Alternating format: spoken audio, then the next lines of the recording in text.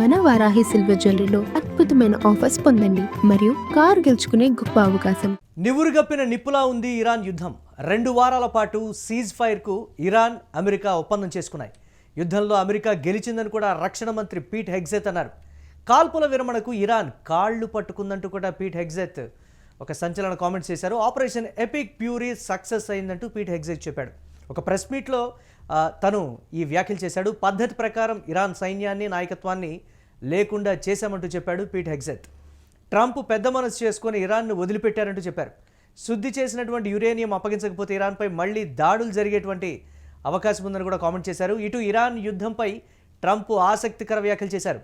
Iran భూగర్భ అణుకేంద్రాలపై B-2 బాంబర్లతో దాడులతో అణువ్యర్థాలు ఏర్పడ్డాయంటూ చెప్పారు. అణువ్యర్థాలను ఇరాన్ సాయంతో వెలికి తీస్తామంటూ ట్రంప్ చెప్పారు. స్పేస్ ఫోర్స్ ఉపగ్రహాల ద్వారా ఇరాన్పై నిరంతరం నిఘా పెట్టామని కూడా ట్రంప్ చెప్పారు. ఇరాన్కు ఆయుధాలు సరఫరా చేసేటువంటి దేశాలపై భారీగా సుంకాలు విధిస్తామంటూ కూడా కామెంట్ చేశారు ట్రంప్. పీట్ హెగ్జెత్ ఏం మాట్లాడారు ఒకసారి చూద్దాం.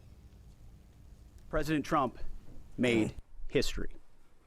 From the strike that took out Qasem Soleimani, to tearing up the disastrous Obama-Iran deal, to the precision campaign that obliterated Iran's nuclear sites in Operation Midnight Hammer, to the decisive military victory we just achieved in Operation Epic Fury.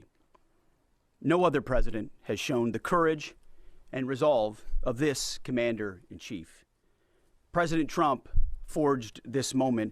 Iran begged for this ceasefire, and we all know it. As the President truth this morning, a big day for world peace.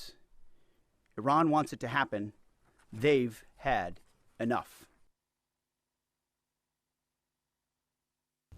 ఏదో గొప్పగా సాధించామని America చెప్తోంది. కానీ ఈ యుద్ధాన్ని మొదటి నుంచి గమనించినటువంటి వాళ్ళకి ఎవరు గెలిచారనేది క్లియర్ కట్గా అర్థమవుతుంది. ప్రపంచం ఎంత అల్లకల్లోలాన్ని చూసింది. ఒకరి ఆధిపత్యం కోసం ప్రపంచవ్యాప్తంగా కొన్ని దేశాలు ఎంత ఇబ్బందులు పడ్డాయి. కొన్ని దేశాల్లో లాక్డౌన్ విధించాల్సినటువంటి పరిస్థితులు వచ్చి ముడి చమురు ఆగిపోయి వంటల విషయంలో కావచ్చు, లేకపోతే గ్యాస్ విషయంలో ఎంత ఇబ్బంది పడ్డారనేది ప్రపంచవ్యాప్తంగా ఆర్థికంగా అతలాకుతలమై షేర్ మార్కెట్లు కూడా కుప్పకూలిపోయాయి. చివరాఖరికి ఎవరు గెలిచారు అనంటే ఇరువురు కూడా కాల్పుల విరమణ ఒప్పందానికి సంబంధించి ఒక అవగాహనకైతే వచ్చారు. 2 వారాల పాటు సీజ్ ఫైర్. ఈ 2 వారాల్లో మళ్ళీ ఏదైనా జరగచ్చు. ఇంతకీ అమెరికా ఏం సాధించింది? స్వదేశంలో తీవ్రమైనటువంటి విమర్శలు, ప్రపంచం దృష్టిలో ట్రంప్ను ఒక పిచ్చివాడిగా కూడా అభివర్ణిస్తున్నటువంటి పరిస్థితి ఉంది. దాదాపుగా 7 లక్షల మంది రోడ్డు మీదకి వచ్చి ఈ ప్రభుత్వం మాకొద్దు, ఈ ట్రంప్ చర్యలను మేము భరించలేకపోతున్నామని చెప్తూ ఉంటే, పైగా ప్రెస్ మీట్లో పీట్ హెగ్జెత్ ఈ ప్రపంచంలో మేమేదో గొప్పగా సాధించామనేటువంటి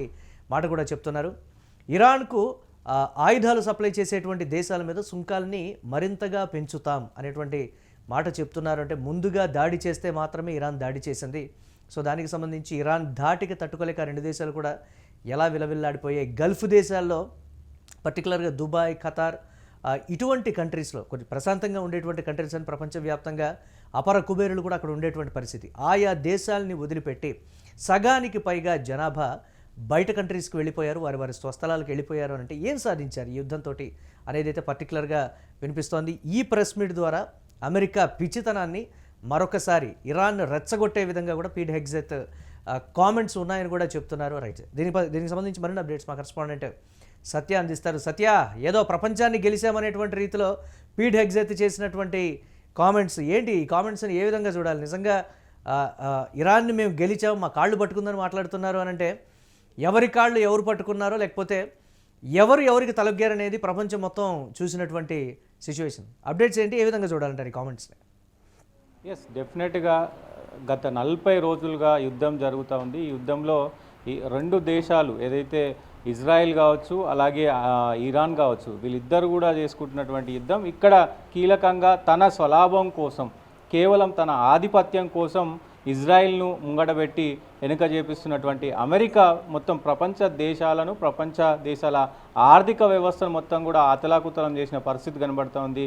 దాదాపు లాక్డౌన్ దిశగా కొన్ని దేశాలు పడుతూ ఉన్నాయి. సో రేట్లు కూడా మొత్తం ఎక్కువైపోతున్న పరిస్థితి కనబడుతూ ఉంది. గ్యాస్ కావచ్చు, పెట్రోల్ కావచ్చు, డీజిల్ కావచ్చు, ముడి చమురు కావచ్చు, మారక ద్రవ్యాలు కావచ్చు, మెడికల్కి సంబంధించినటువంటి ఔషధాలు కావచ్చు, ఇటు రైతులకు సంబంధించినటువంటి మొత్తం ఇవన్నీ కూడా ప్రతి ఒక్కటి ఇది అది అని తేడా లేకుండా ప్రతి ఒక్కటి కూడా దొరకని సిచ్యువేషన్కి వచ్చింది. మొత్తం కూడా అతలాకుతలమైపోయిన పరిస్థితి కనబడుతోంది. కేవలం ఒక్క మనిషి, ఒక దేశం ఏదైతే ఆధిపత్యం కోసం చేస్తున్నటువంటి ఈ దాడి మరి పెద్ద ఎత్తున చర్చనీయాంశంగా మారిన పరిస్థితి ఉంది. 40 రోజుల తర్వాత కూడా మరి మరొక 2 వారాలు ఇరు దేశాలు మొత్తం కూడా మరి ఇంకా సీజ్ ఫైర్ చేసుకున్న పరిస్థితి ఉంది. మేము ఇప్పట్లో దాడులు చేసుకోము అంటూ కూడా మరి ఒప్పుకున్న పరిస్థితి అయితే కనబడుతూ ఉంది. దానికి సంబంధించి ఆయన ఏదైతే అమెరికాకు సంబంధించినటువంటి రక్షణ మంత్రి పీట్ హెగ్సెత్ కీలక వ్యాఖ్యలు చేశారు. మరొక్కసారి కూడా మరి ఇరాన్ను రెచ్చగొట్టే ప్రయత్నం చేశారు. ఏదైతే మొత్తం కూడా ఈ నిర్ణయం తీసుకున్నామో ఈ నిర్ణయం వెనుక ఇరానే మా దగ్గరకు వచ్చి మా కాళ్ళ మీద పడి వేడుకొంది, మేము యుద్ధం ఆపేస్తాము ఇంకా చాలు అంటూ కూడా వేడుకుంది అంటూ కూడా ఆయన మాట్లాడిన తీరు కావచ్చు. అలాగే ఇక్కడ మేము నిర్ణయాత్మకమైనటువంటి విజయం సాధించామంటూ కూడా ఆయన మాట్లాడుతున్న పరిస్థితి కనబడుతోంది. ఇప్పుడు ప్రస్తుతం ఏదైతే ఇరాన్కు సిచ్యువేషన్ ఏదైతే ఉందో ఇరాన్లో సిచ్యువేషన్ అంతా కూడా మా కంట్రోల్లో ఉంది. మొత్తం అక్కడ ఉన్నటువంటి మిలిటరీ వ్యవస్థ కావచ్చు, నౌకా వ్యవస్థ కావచ్చు, మొత్తం కూడా ఇటు రక్షణ శాఖకు సంబంధించినటువంటి మొత్తం వ్యవస్థ కూడా ధ్వంసం అయిపోయింది. ఇక్కడ వాళ్ళ దగ్గర ఏమీ లేదంటూ కూడా మరొకసారి ఆయన చెప్పిన పరిస్థితి కనబడుతూ ఉంది. పెద్ద ఎత్తున కొంత అంటే ఇరాన్ని విమర్శించే ప్రయత్నం చేస్తూ ఉన్నారు. ఇక్కడ ఇరాన్ మొత్తం కూడా అన్నిటినీ నష్టపోయిన తర్వాత మా దగ్గరకు వచ్చి కాళ్ళ మీద పడి ఇంకా యుద్ధం వద్దు అంటూ కూడా అంటుంది అంటూ మరి అటు రక్షణ మంత్రి చెప్తా ఉన్నాడు, ట్రంప్ చెప్తా ఉన్నాడు. సో ఇరాన్ పైన నిరంతరం కూడా మాకు అధికారం ఉంటుంది. ఏదైతే ఈ అణ్వాయుధాలకు సంబంధించినటువంటి ఈ బాంబర్లు అయితే B2 బాంబర్లు ఏవైతే వేశారో దాంట్లో పెద్ద ఎత్తున ఈ యురేనియంకు సంబంధించినటువంటి మొత్తం కూడా అణ్వాయుధాలు అణువులకు సంబంధించినటువంటి ఏదైతే ఈ వ్యర్థాలు ఉన్నాయో అవన్నిటిని కూడా ఇరాన్ తోటే తీపిస్తాము, ఇరాన్ తోటే క్లీన్ చేపిస్తాము. ఆ క్లీన్ చేసినవి మొత్తం కూడా అమెరికాకు అప్పజెప్పాలని మేము చేస్తున్నాము. ఒకవేళ అప్పజెప్పకపోతే కనుక మళ్ళీ దాడులు చేస్తాము. ఏ మాట వినకపోయినా ఇటు హార్మూజ్ జలసంధిని మొత్తం కూడా మరి రిలీజ్ చేస్తాము. హార్మూజ్ జలసంధిలో ఎలాంటి టోల్స్ కావచ్చు, ఆధిపత్యం కూడా మొత్తం అమెరికాదే ఉంటుందంటూ కూడా ఆయన కొన్ని వ్యాఖ్యలు చేసిన పరిస్థితి కనబడతా ఉంది. సో మొత్తం కూడా అంటే అసలు ఇరాన్లో పెద్ద ఎత్తున వాళ్ళ స్పేస్కి సంబంధించినటువంటి శాటిలైట్ స్పేస్కి సంబంధించినటువంటి నిఘా వ్యవస్థ ఏదైతే ఉందో సో ఆ వ్యవస్థ త్రూ కూడా మొత్తం మా ఆధిపత్యంలోనే ఇరాన్ ఉంటుంది అంటూ కూడా మరి ఆయన మాట్లాడిన మాటలు కొంత ఇరాన్ ప్రజలను ఇరాన్ను కూడా మరి ఇబ్బంది పెట్టే పరిస్థితిలో కనబడుతూ ఉంది. కొంత రెచ్చగొట్టే ఉద్దేశంతో ఆయన మాట్లాడుతున్న పరిస్థితులు కనబడుతూ ఉన్నాయి. ఇప్పటికే ప్రపంచ దేశాలన్నీ కూడా అల్లకల్లోలం అయిపోయిన పరిస్థితి కనబడతా ఉంది. ఏం జరుగుతుందో అర్థం కాని పరిస్థితి కనబడతా ఉంది. సో ఏం సాధించారు అంటే ఏ దేశమైనా సీజ్ ఫైర్ అని అన్నాడు కానీ ఎప్పుడు ఏ రోజు ఏ రాత్రి మళ్ళీ తిరిగి దాడి చేస్తాడో తెలియనటువంటి ఒక పిచ్చివాడు ట్రంప్ అని కూడా చెప్తూ ఉన్నారు కదా. ఇరాన్ కూడా దానికి సిద్ధపడే ఉంది అనేటువంటి మాట.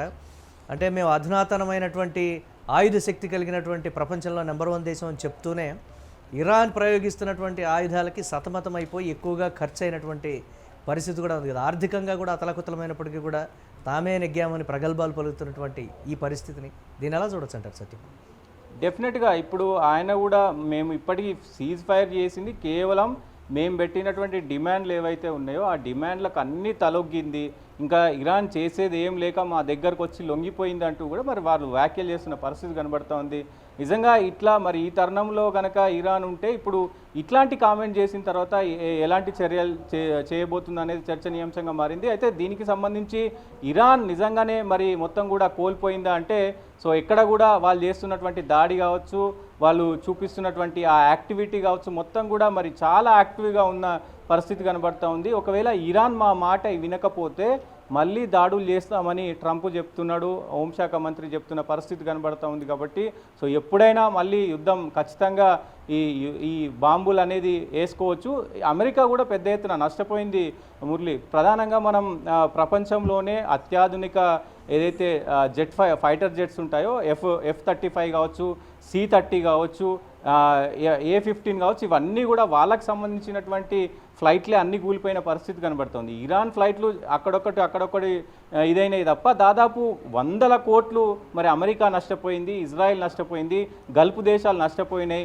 ఇరాన్ ఎక్కడ కూడా పెద్దగా నష్టపోలేదు. సో ఖచ్చితంగా ఇక్కడ ఇరాన్ వ్యూహం ఏంటి అనేది కూడా చూడాల్సిన అవసరం ఉంటుంది. కానీ ప్రగల్భాలు మాత్రం పెద్ద ఎత్తున ట్రంప్ చేస్తూ ఉన్నాడు. మరొకసారి నేను గెలిచాను, సో మొత్తం మా కాళ్ళ మీద పడింది, ఆ దేశానికి ఇంకా దిక్కు లేదు, ఇప్పుడు ప్రస్తుతం రాజకీయంగా కూడా మేము అక్కడ ఉన్నటువంటి ప్రభుత్వాన్ని మార్చాము అనే కామెంట్ను కూడా మరి ట్రంప్ అలాగే ఆయన హోంశాఖ మంత్రి చెప్పిన పరిస్థితి అయితే ఉంది. బట్ ఈ కామెంట్స్ అయితే సంచలనం రేపుతున్న, ఇరాన్కి కోపం తెప్పించే విధంగానే ఉన్నాయనేటువంటి మాట. తిరిగి ఇరాన్ కూడా దీనికి సంబంధించి ఇవాళ రేపు డెఫినెట్గా కౌంటర్ ఇస్తుంది అనేటువంటి మాట. ఇరాన్ మా కాళ్ళు పట్టుకుంది, అందుకే మేము వదిలేసామనేటువంటి రీతిలో చేసినటువంటి ఈ కామెంట్స్ అయితే ఇరాన్ చూడాలి వైల్డ్గా రియాక్ట్ అవుతుందా, లేకపోతే పిచ్చివాడి కామెంట్స్ కింద కొట్టిపారుస్తుంది అనేది. థ్యాంక్స్ ఫర్ అప్డేట్ సత్య. ఇక 2 వారాల పాటు సీజ్ ఫైర్కి ఇరాన్ అమెరికా చేసుకున్నటువంటి ఒప్పంద నేపథ్యంలో ప్రెస్ మీట్ నిర్వహించారు అమెరికా అధికారులు. యుద్ధంలో అమెరికా గెలిచిందని కూడా రక్షణ మంత్రి పీట్ హెగ్సెత్ కామెంట్ చేయడం కూడా ఒకంత సంచలనంగా మారింది. కాల్పుల విరమణకు ఇరాన్ కాళ్ళు పట్టుకుందంటూ కూడా పీట్ హెగ్సెత్ చేసినటువంటి కామెంట్స్ డెఫినెట్గా ఇరాన్కి కోపం తెప్పించే విధంగానే ఉన్నాయనేటువంటి కామెంట్స్ వినిపిస్తున్నాయి.